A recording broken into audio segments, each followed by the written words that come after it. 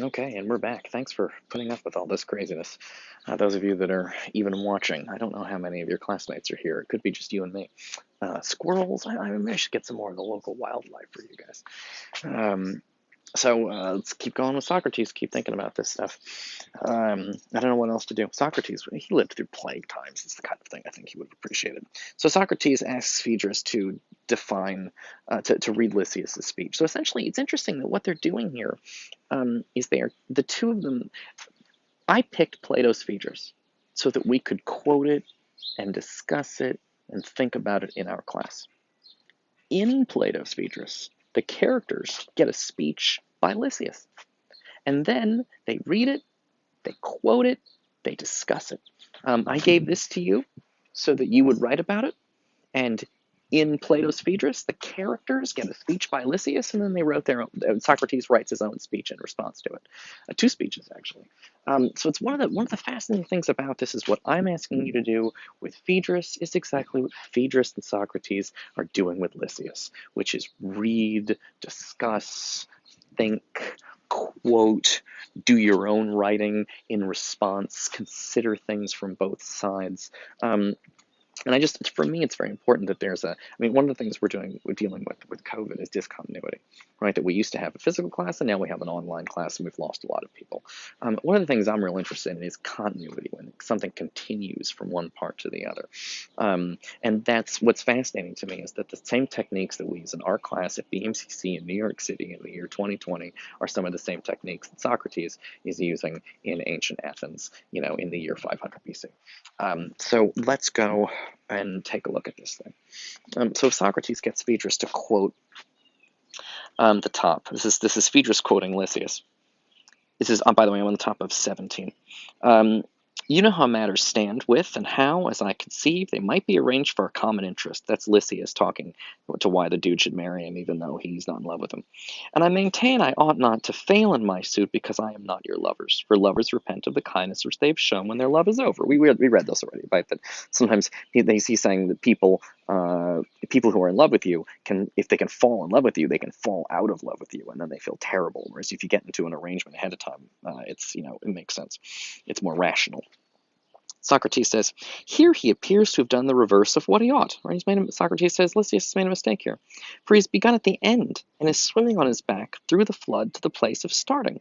His address to the fair youth begins where the lover would have ended. Am I not right, sweet Phaedrus? So he says, this is all, he's basically criticizing, saying it's disorganized. It's exactly the kind of thing teachers say to you about your papers. They're disorganized, right? Phaedrus says, yes, indeed, Socrates. He begins at the end because he begins with the conclusion. He says, and by the way, it's okay for you to begin with the conclusion. I think it's a smart idea actually to say, here's your main point, and then give reasons. But Socrates feels like it's maybe a bad idea to begin with the conclusion. All right, so then they go back in to talk about the speech some more. Then as to the other topics, are they not thrown down anyhow? Is there any principle to them? Well, why should the next topic follow the next in order, or any other topic? I cannot help fancying, in my ignorance, he wrote off boldly just whatever came into his head, but I dare say that you would recognize a rhetorical necessity in the succession of the several parts of the composition. Um, so he basically says, look, this whole thing seems really disorganized. He says, in particular, he feels like, and this is something you could say about your own papers too, something to think about, is Socrates says, when I look at this speech, it's like the paragraphs could be in any order at all. You could just rearrange them and it would make the same amount of sense. Usually you want to put the first thing first, and the second thing second, and the third thing third. And Socrates says, this really just feels like this guy has just come up with all of these random ideas and thrown them together. Now, a lot of times that's what students do in their papers, right? They open a Word document and they just start typing, and they know they have to hit a certain kind of word count. And they just try to get all their ideas out of their head, and then once they've hit the word count, they hit print and turn it in. And then I get the paper, and I look at this thing, and I go, why is it in this order? Shouldn't it be in a different order? Because part of the writing process involves first, by the way, your instincts to just jumble all of your thoughts and ideas onto the page is really good. You should do that. It's just that what happens to students is they get all their ideas on the page, And then they feel like they're done and they turn it in. And the most depressing thing I have to tell my students is that when you have all your ideas on the page, you're like 1/3 of the way there. Because next up, you got to reread it and you got to rearrange it and you got to organize it and you got to put it in the right order. And then maybe you got to do research and you got to add the research in. And then you got to clean it up and make sure it's double spaced and 12 font and 12-point font, and it's got to be stapled, and it's got to have all, the heading, and it's got to have footnotes and not footnotes. It's got to have MLA citation and all that stuff. And so Socrates is looking at the speech of Lysias, and he says, listen, this is crazy. That it seems to be completely disorganized. By the way, another thing about student papers that I think is directly connected to the stuff Socrates is saying here is he says that you should write about something you're knowledgeable about. I think what happens to a lot of students is they know they have to turn in papers, but they don't really understand what they're doing, and so they just try to try to fill up the page with words and turn it in, because they think the main thing they have to do is just write papers and get them in. The terribly upsetting thing about school is that what you're supposed to do is learn the material so that you have all these good ideas. And then all you're supposed to do is really just write the ideas down. But students think, they're just like, I better write. Do they understand before they start writing? Have you thought about the subject before you start writing? Are the things you are saying in your essays even true? Do you believe them, or are you just putting down what you think the professor wants to hear?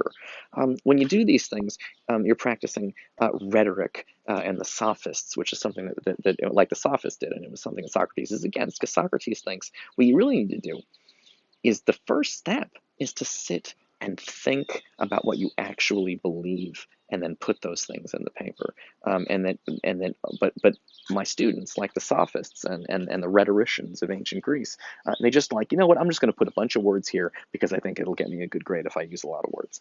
And it's this is another key thing that Socrates is talking about. So Socrates continues to complain about organization. And he tells Phaedrus, he's like, I don't think it's organized at all. And then he's, again, joking. He says to Phaedrus, I bet you're such a smart guy about speeches, you can probably see the point. And Phaedrus is like, no, I think you're right. It's probably not organized. Socrates jokes and says, I'm too stupid to see how it is correctly organized. And Phaedrus says, no, you're right. It's not organized.